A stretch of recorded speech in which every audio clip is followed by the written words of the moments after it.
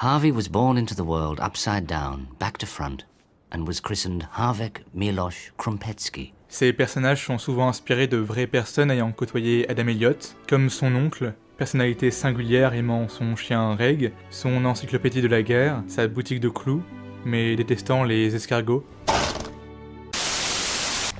Le jeu est une relecture et interprétation du roman de Lewis Carroll, et cette fois, on est loin de l'adaptation Disney. D'ailleurs, le jeu est classé PEGI 18. En effet, avec un scénario mature et sombre porté par un imaginaire aussi inspiré que troublant, ce titre aurait de quoi déranger les plus jeunes.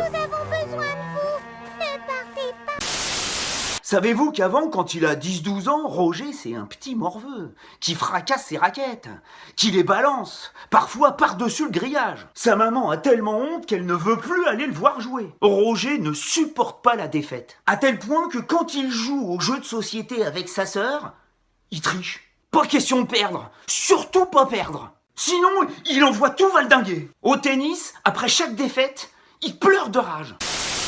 La première histoire nous met en scène une Suzanne enfant qui se lie d'amitié avec un des tout premiers prototypes de robots ménagers que sa mère n'apprécie pas trop. C'est assez simple et ça pose l'ambiance pour la suite. Cercle vicieux met en scène Powell et Donovan, deux scientifiques sur Mercure qui ont envoyé un robot chercher du sélénium et qui semble désobéir puisqu'après une longue attente, il ne revient toujours pas. Il faudra alors comprendre pourquoi cette apparente désobéissance. Raison met en scène les mêmes scientifiques confrontés à un robot qui philosophera sur l'existence et finira par fonder une sorte de religion basée sur le culte de l'ordinateur central de son vaisseau. Attrapez-moi ce lapin confronte une fois de plus nos deux scientifiques à des robots chargés d'extraire du minerai. Or, quand ils ne sont pas surveillés, ils commencent à faire ça.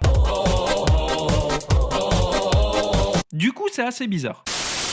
T'as pas compris la Reine des Neiges? Attends, je vais t'expliquer. Alors en fait, au début, il y a deux sœurs, Elsa et Anna, et en fait, Elsa, elle veut jouer à ce qui lui plaît, alors que sa sœur, elle veut tout le temps jouer à la poupée, à la dinette, elle est là, elle fait « Ouais, on va jouer à la princesse !» Et comme elle en a marre, elle la péta. Et ses parents, comme c'est des bons gros fragiles, ils vont voir un lithothérapeute pour savoir s'il y a pas un caillou qui permette de soigner leur fille qui refuse de se conformer à l'image systémique de la femme. Et le lithothérapeute, il dit « Ouais, votre fille, faut qu'elle respecte l'ordre naturel des choses, elle doit jouer à la poupée, voilà, ça fait 250 €. Et il donne aussi de l'ambre ou je sais pas quoi pour soigner les bleus d'Anna.